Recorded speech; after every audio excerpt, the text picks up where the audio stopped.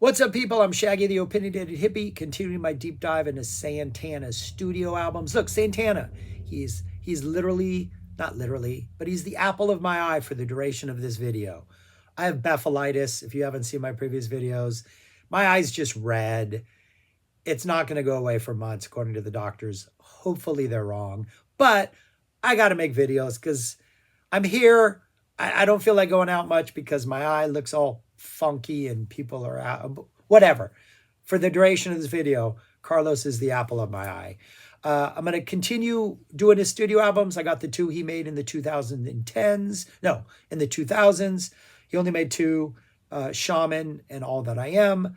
I'm going to review those, and then I'm going to incorporate those into all the others that I've already done. And that's it. Frank Zappa connection, there's a whole bunch of them. Yeah. Carlos Santana, secret chord progression. Secret chord progression. All right, let's get on to the first of two albums in the 2000s. The first of two albums in this decade, my second of the two actually, is the first released, Shaman, which came out in 2002. This is his 19th studio album. And this just feels like Supernatural Part 2. It literally feels like every single song on here is designed to be a single, to be released as a single, that this is just a collection of singles. There are a whole bunch of musical guests.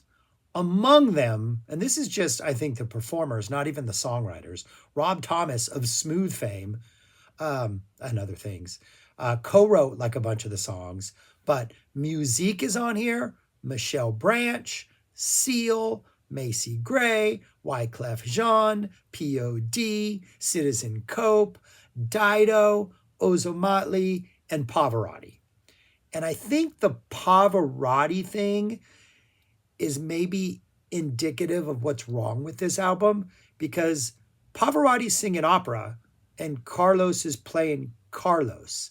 And so what we're essentially getting is watered down opera and watered down Carlos. And I think that's what you get for all of these artists. P.O.D. I don't know how many P.O.D. fans are going to come run into this because P.O.D.'s on it, but Macy Gray. Macy Gray sounds great. Dido sounds great. Seal sounds great. Michelle Branch sounds great. But the songs are generic. They're watered down. They're just pop songs with artists trying to collaborate with Carlos, and Carlos is playing guitar in them. I don't know. It's a frustrating listen. Probably the best thing on here is a song called Foo Foo. Horns, high energy. It's upbeat. It's got like your sort of basic Santana chanting vibe. I imagine it would be really fun live.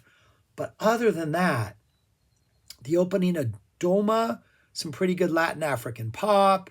But then everything else from here, like a couple songs have that sort of Maria Maria vibe, like they're going for that sort of like, authentic Latin flavor, but it's pop.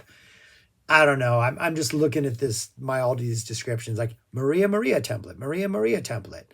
The P.O.D. song, horrible, though there is some shredding Carlos guitar on there. Yeah, none of it's all just watered down. And I think the guests aren't bringing anything new that they don't do in their regular career. Carlos isn't bringing anything new that he hasn't already done in his career. It just kind of seems soulless and kind of like, I don't know what his intent was. Yeah, it's cool.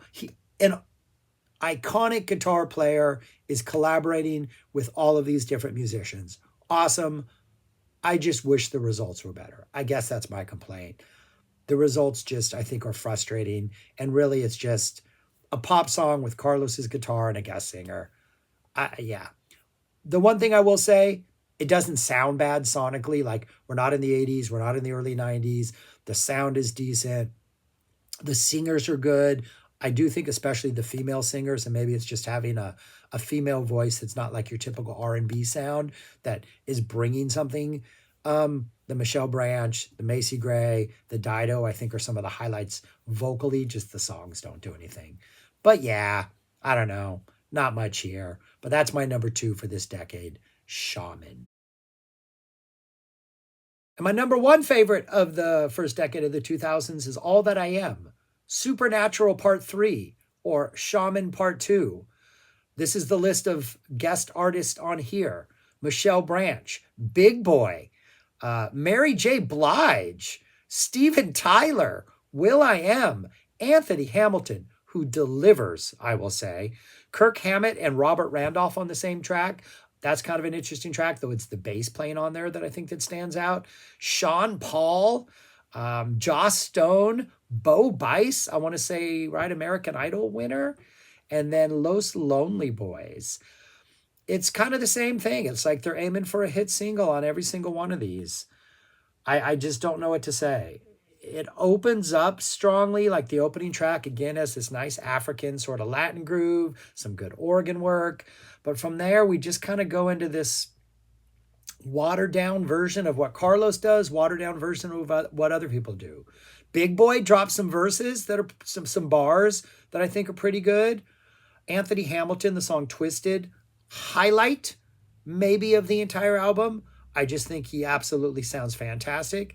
The bass playing on the song called Trinity, which features Kirk Hammett and Robert Randolph, but it's kind of low key, not this guitar freak out you would expect, though it's got some nice guitar playing. That's pretty good. But it just kind of reminds me of like international fast food, like Chinese food here in the States, or any other sort of like international cuisine that's done quickly. That's just like, yeah, that resembles what it would be somewhere else if we were actually in the country, but it's ultimately watered down. And I think we get watered down versions of what Big Boy does. Like, I'd rather go listen to an Outkast album. Steven Tyler does a ballad. It's not crying. I would much rather hear, I was crying when I met you. I mean, you give me crying, I'll pump that all the time. But what it is on here, it's not crying. I mean, I don't know. It's just the will.i.am is on a track that's a tribute to Jesse Jackson, a poem that Jesse Jackson wrote. I think everyone involved in this should apologize to Jesse Jackson. It's better than Shaman, mainly because I think Anthony Hamilton, that track works. Kudos to Anthony. He sounds great. The song sounds great. Low key, rhythm and blues, kind of a smooth vibe, but it works because Hamilton can sing. Other than that, yeah, this is kind of a Carlos just, I don't know. He's collaborating. I applaud that. Good for him. But there's not much to this, though I do think out of the two in this decade, this is a much better listen than Shaman. And it's shorter. Shaman, I believe, is the longest album he ever put out. I think it's like 76 minutes. I've said this before. People have criticized me for this, saying it's my attention span that's the problem. Guarantee that's not it. Wait, what was I talking about? No, I remember. You don't need to put 80 minutes on a CD just because you can't put 80 minutes on a CD. I'm not sure that would have helped Shaman. Not sure you could have reduced it to a good 40, but this one's also shorter, so it doesn't have that problem. But this is my favorite out of this decade, All That I Am. Not going to put up the list for what these two look like. We know Shaman is 2, All That I Am is 1, but I am going to put up the list for what the entire thing looks like, and it looks like that. So I have these down at 15 and 16. I have them above Freedom, Spirits, and Beyond because, one, those just sound so of their decade, of the 80s and 90s, that they're almost just unlistenable if you get triggered by the sound of 80s drums and production and thin keyboards and bad bass, those albums are unlistenable, and I still get triggered by that. That's a weakness of mine.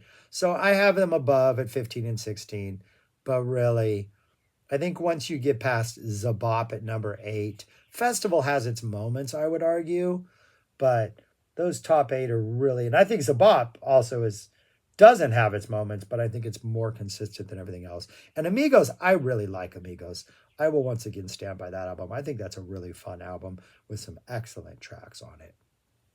But anyways, that's all I got. Thanks for watching. Thanks for tolerating Carlos Santana as the apple of my eye. If you made it this far, you are a trooper, and I appreciate you. Take care of your eyes, people. Bephocolitis or whatever the heck it's called. It's uncomfortable. Kind of sucks. All right, that's all I got. Subscribe, like, share, comment. And yeah, peace. Talk to you later.